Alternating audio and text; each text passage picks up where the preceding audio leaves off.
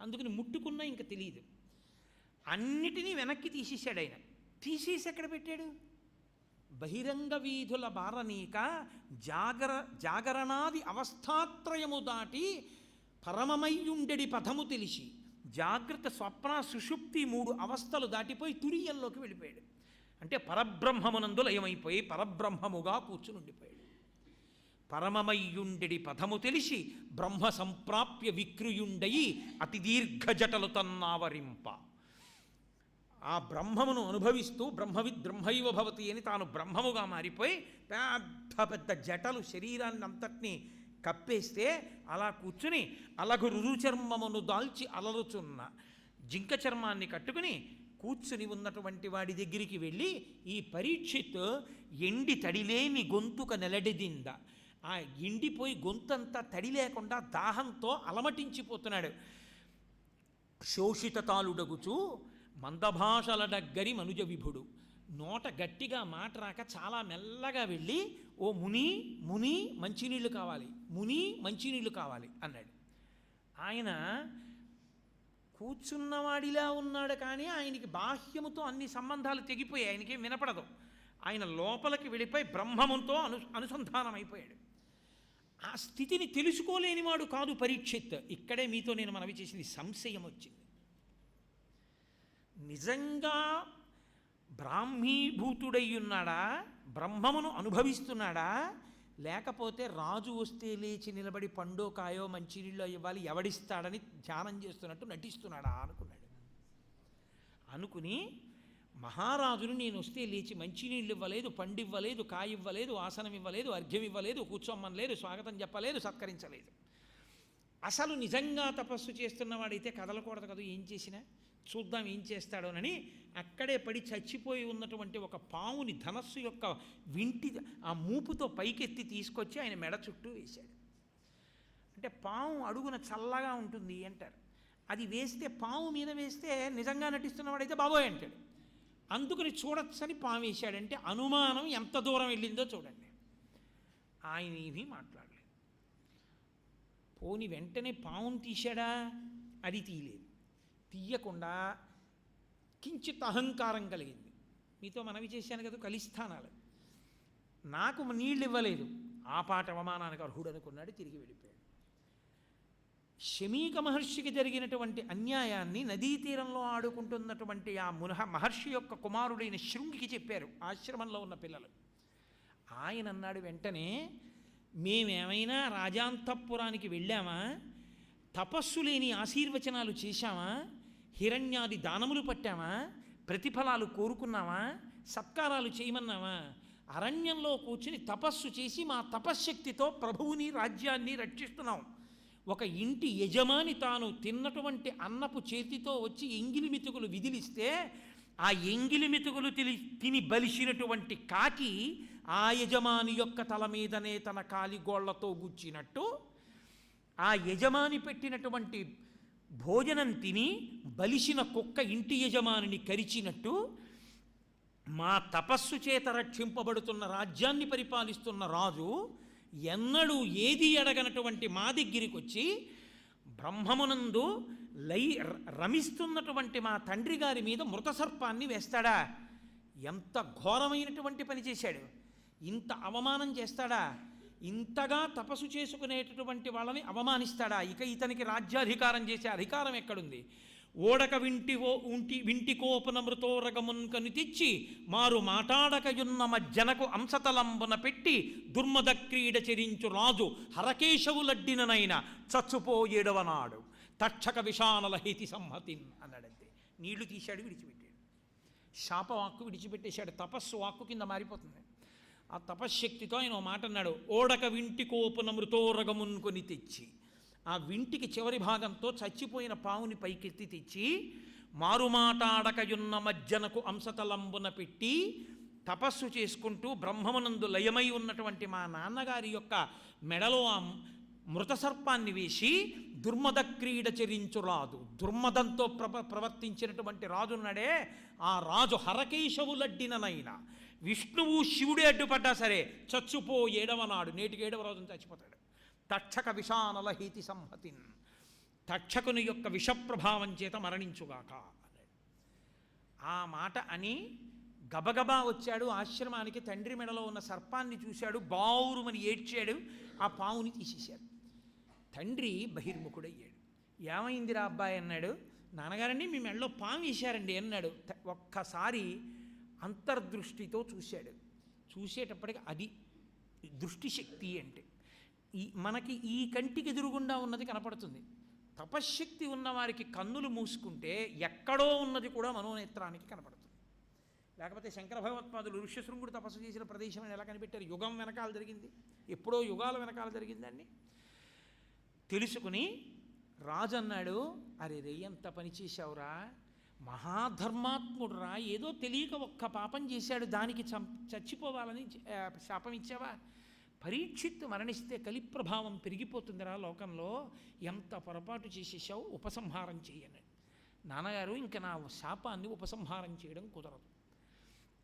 పరీక్షిత్ ఎంత గొప్పవాడో తెలుసా? అతను కూడా శాపం ఇవ్వగలడు, అంత శక్తివంతుడు. కానీ శపించడు. తప్పు నాదని ఒప్పుకునేటటువంటి ఉదారుడు, మహానుభావుడు.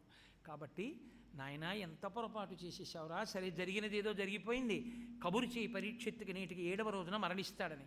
అని పరీక్షిత్ మరణం తర్వాత వచ్చేటటువంటి ప్రభావం ఎలా ఉంటుందో చెప్పాడు శమీక మహర్షి శృంగితోటి. పాపంబు నీచేత ప్రాపించమనకింక రాజు నశించిన రాజ్యమందు, బలవంతులగు వారు బలహీనులగు వారి పశు దార సువర్ణ హయాదులను అపహరింతురు, ప్రజలకు అన్యోన్య కలహంబులతిశయించు జార చోరాదులు సంచరింతురు, వైదికంబయ్యున్న వర్ణాశ్రమాచార ధర్మమెల్లయు నశించిపోవు, ధరణి నెల్ల వర్ణసంకరము కలుగు, మర్కట సారమీయ కులము మేరపుత్ర అన్నాడు. నాయన ఎంత పని చేసేసావురా, రాజుకి శాపం ఇచ్చావు, రాజు పడిపోతాడు. కానీ పాపంబు నీ చేత ప్రాపించ మనకింక రాజు నశించిన రాజ్యమందు నువ్వు ఇంత పాపకర్మ చేసేసావు, ప్రభువు చచ్చిపోవాలని కోరుకున్నావు. దీని వలన ఇక రాబోయే కాలంలో బలవంతులైనటువంటి వాళ్ళు బలహీనులైనటువంటి వారి యొక్క పశువుల్ని, సంపదల్ని, భార్యల్ని కూడా ఎత్తుకుపోతారు. అడ్డు పెట్టేటటువంటి వాడు ఉండడు. అంత దారుణమైన రోజులు వస్తాయి. జారచోరాదులు సంచరింతురు, పరుల కాంతల్ని కోరుకునేటటువంటి వాళ్ళు, దొంగతనాలు చేసేవాళ్ళు స్వేచ్ఛగా లోకంలో దేశంలో తిరగడం మొదలవుతుంది. ప్రజలకు అన్యోన్య కలహంబులతిశయిల్లు, అయిన దానికి కాందానికి కారణాలు సృష్టించుకుని ప్రజలు దెబ్బలాడుకోవడం మొదలు పెడతారు. అన్యోన్య కలహంబులతిశయిల్లు వైదికంబయ్యున్న వర్ణాశ్రమాచార ధర్మమెల్ల ఇంకిపోవు, వైదికంగా ఉన్నటువంటి వర్ణాశ్రమ ధర్మాలన్నీ కూడా నశించిపోతాయి. అంత మీద లోకులు అర్ధకామంబులం తగిలి ధరణిని వర్ణాశ్రమ ధర్మమెల్ల నశించిపోవు. లోకంలో ఉన్న వాళ్ళకి డబ్బు మీద వ్యామోహం, కామం మీద వ్యామోహం, ఈ రెండే ఉండిపోతాయి. ధర్మమునందు మోక్షమునందు అనురక్తి పోతుంది. పోవడం వల్ల ప్రజలకి వావి వరస వర్ణము ఏ విషయంతో సంబంధం ఉండదు. మర్కట సారమీయ కులము మేరపుత్ర, కోతులు కుక్కలు ఎలా పిల్లల్ని కంటారో అలా కనడం మొదలవుతుంది. లోకమంతా భ్రంశమైపోతుందిరా, ఎంత పొరపాటు చేశావురా నాయన అని బాధపడ్డాడు. పరీక్షిత్తుకి చెప్పారు వెళ్ళి. పరీక్షిత్ ఆలోచించాడు, నేను ఇవ్వగలను శాపం, కానీ ఒక బ్రాహ్మణుడు మహానుభావుడు మహర్షి తపస్సు చేసుకుంటుంటే ఎందుకు పుట్టిందో తెలియదు నాకు అటువంటి బుద్ధి. పట్టుకెళ్ళి మృతోరగాన్ని వేశాను. మరి ఆయన కొడుకు శపించాడంటే శపించడు, తప్పు నాదే. అమ్మయ్యా, ఇది ఈశ్వరానుగ్రహాన్ని పొందడం అంటే. ఈ శరీరంతో చాలా కాలం ఉండి భోగాలు అనుభవించాను, ధర్మాన్ని నిలబెట్టాను, దీని నుంచి ఎలా విడిపోదామా అని అనుకుంటున్నాను. నా అదృష్టం లోకంలో విడిపోయేటటువంటి కాలం ఎవరికీ తెలియదు, నాకు తెలిసింది 7 రోజుల్లో విడిపోతాను. కాబట్టి ఈ 7 రోజులు ఇక మళ్ళీ పుట్టవలసిన అవసరం లేని భగవత్కథాశ్రవణం చేసి వెళ్ళిపోతానన్నాడు. కొడుక్కి రాజ్యం ఇచ్చేశాడు. గంగానదీ దగ్గరికి వెళ్ళాడు. దక్షిణ దిక్కును కూర్చున్నాడు. ఉత్తర దిక్కును చూస్తూ తూర్పు దిక్కుకు కొసలుండేటట్టుగా దర్భలు వేసుకున్నాడు. ప్రాయోపవేశం చేశాడు. గంగమ్మ వంక చూసి పిలిచాడు. నాకు ఎప్పుడు కాశీ వెళ్ళినా గంగను చూస్తే ఈ పద్యమే గుర్తొస్తుంది. అమ్మా అని చూచిన నరు పొమ్మా అని ముక్తి కడకు బుతువట, కృపన్ లెమ్మా నీ రూపముతో రమా నాకెదురంగ గంగ రమ్యతరంగా అని పిలిచాడు. ఓ గంగమ్మ, నీ దగ్గరికి వచ్చి అమ్మా అని ఎవరు పిలుస్తారో అటువంటి వాళ్ళని పొమ్మా అని మోక్షానికి పంపిస్తావుట. అంత గొప్ప తల్లివి. అమ్మా, దయతో లెమ్మా నీ రూపముతో అమ్మ, రూపంతో ఒక్కసారి అమ్మగా పైకి లేచి రమ్మా నాకు ఎదురంగ గంగ రమ్యతరంగా, రమ్యమైన తరంగములున్న ఓ గంగమ్మ నాకు ఎదురుగుండా వచ్చి నీలో కలుపుకో అమ్మా అన్నాడు. మహానుభావుడైనటువంటి పరీక్షిత్తు ఇంతటి ధర్మాత్ముడు శరీరాన్ని విడిచిపెట్టేస్తున్నట్ట 7 రోజుల్లో శరీరం పోతుందంటే నిర్భయంగా నేను విడిచిపెడతాను అని చెప్పి నిశ్చయం చేసుకుని గంగ ఒడ్డున దర్భల మీద కూర్చుని ప్రాయోపవేశం చేశాట. ఆయన్ని చూడాలని మహర్షులతో సహా అందరూ బయలుదేరి వచ్చేశారు. వచ్చేస్తే వాళ్ళ వంక చూసి ఒక మాట అన్నాడు, మీ అందరూ వచ్చారు, నా అదృష్టం, ఇంకా నేను 7 రాత్రులు 7 పగళ్ళు మాత్రమే బతికి ఉంటాను. 7 రోజుల తర్వాత తక్షకుడు నన్ను కరిస్తే శరీరాన్ని విడిచిపెడతాను. కానీ నేను మరణించే లోపల నాదొక్క కోరిక, ఎలాగో ఈశ్వర సంకల్పము నేడు మానదు భవిష్యజ్జన్మ జన్మంబులన్ హరి చింతారతియున్ హరిప్రణతి హరి భాషాకర్ణ నాసక్తియున్ హరి పాదాంబుజ సేవయున్ కలుగు వర్ధిన్ మీరు ప్రసాదింపరే.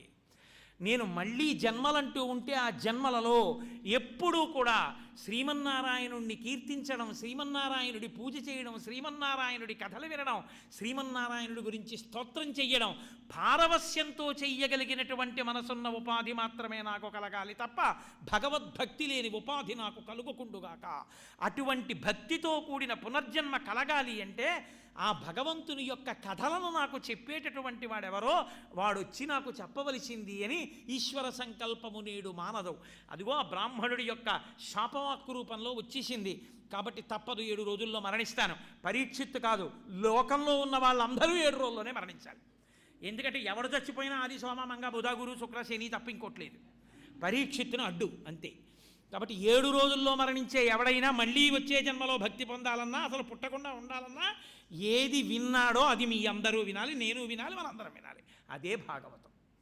కాబట్టి ఆనాడు పరీక్షిత్తు కూర్చుంటే ఆయన అదృష్టం కొద్దీ ఆవు పాలు పితికినంతసేపు మాత్రమే తప్ప అంతకన్నా ఎక్కువగా ఉంటే సంఘం ఏర్పడుతుందని నిలబడనటువంటి పరమ వైరాగ్యవంతుడైన శుకబ్రహ్మ ఒంటి మీద బట్ట కూడా లేకుండా అపారమైన తేజస్సంపన్నుడై సహస్ర సూర్యుల పగిది వెలిగిపోతూ నడిచొస్తుంటే ఆయన తేజస్సు చూసి ఏమిటి ఇది విచిత్రమైన వ్యక్తిని పిల్లలు స్త్రీలు అందరూ ఆయన వెంటపడగా గబగబా నడిచొచ్చి పరీక్షిత్ మహారాజు గారి ముందు నించున్నాడు.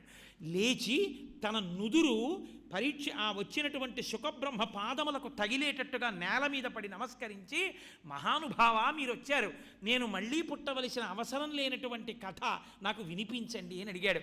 నాయనా కూర్చో, మొదలు పెడుతున్నానని శుకమహర్షి భాగవతాన్ని ప్రవచనం చేయడం మొదలుపెట్టారు. అన్న మంగళవాక్కు దగ్గర ఆపు చేసి 9 అంటే అబ్బో దగ్గర 3 గంటలు మాట్లాడాను. అయినా మీరు అలాగే కూర్చున్నారంటే మీకున్నటువంటి శ్రద్ధాభక్తులు పరీక్షిత్తుకున్న శ్రద్ధాభక్తులు లాంటివి, నేను శుకుడను కాకపోయినా. కాబట్టి రేపటి రోజు సాయంకాలం 6:30 మళ్ళీ తిరిగి కలుసుకుందాం. ఒక ముఖ్యమైనటువంటి విషయాన్ని మీతో ప్రస్తావన చేస్తాను, దయచేసి అలాగే కూర్చోండి. మంగళం అయిపోయిన తర్వాత 2 నిమిషాలు అంతే. మంగళాసాధనపరైః మదాచార్య పురోగమైః సర్వైశ్చ పూర్వైరాచార్యైః సత్కృతాయాస్తు మంగళం. మంగళం కోసలేంద్రాయ మహనీయ గుణాత్మనే చక్రవర్తి తనూజాయ సర్వభౌమాయ మంగళం. ఉమాకాంతాయ కాంతాయ కామితార్థప్రదాయినే శ్రీగిరీశాయ దేవాయ మలినాథాయ మంగళం. కరచరణకృతం వా కర్మ వాక్కాయజం వా శ్రవణనైనజం వా మానసం వాపరాధం విహితం వా సర్వమేత్తక్షమస్వ శివ శివ కరుణాబ్ధే శ్రీ మహాదేవ శంభో. సర్వం శ్రీ ఉమామహేశ్వర పరబ్రహ్మార్పణమస్తు. స్వస్తి. సోమవారం నాడు హనుమజ్జయంతి, పరమోత్కృష్టమైనటువంటి రోజు. హనుమకి ఒక విషయం చెప్తారు, బుద్ధిర్బలం యశోధైర్యం నిర్భయత్వం అరోగత అజాడ్యం. జాడ్యం పోతుంది ఆయన్ని సేవిస్తే. అంత గొప్ప రోజున శృంగగిరి పీఠానికి ఉపశాఖ అయినటువంటి శారదా పరమేశ్వరి దేవస్థానంలో చక్కగా రామచంద్రమూర్తి యొక్క దేవాలయం ఉంది. హనుమకి దివ్యమైనటువంటి అభిషేకం జరుగుతుంది. ఉదయం వేళలో 6 గంటలకండి 6:30 అలా అభిషేకం ప్రారంభమవుతుంది. అభిషేకం అయిపోయిన తర్వాత ఈ వేదిక మీదే హనుమత్ కళ్యాణం జరుగుతుంది. హనుమత్ కళ్యాణం మనం పురుష వైపు నుంచి సువర్చలా కళ్యాణం జరుగుతుంది. చక్కగా ఆ కళ్యాణాన్ని చూస్తాం. మంగళవారం చాలా శక్తివంతమైనటువంటి రోజు. సోమవారం హనుమత్ జయంతి, మంగళవారం చాలా గొప్ప రోజు.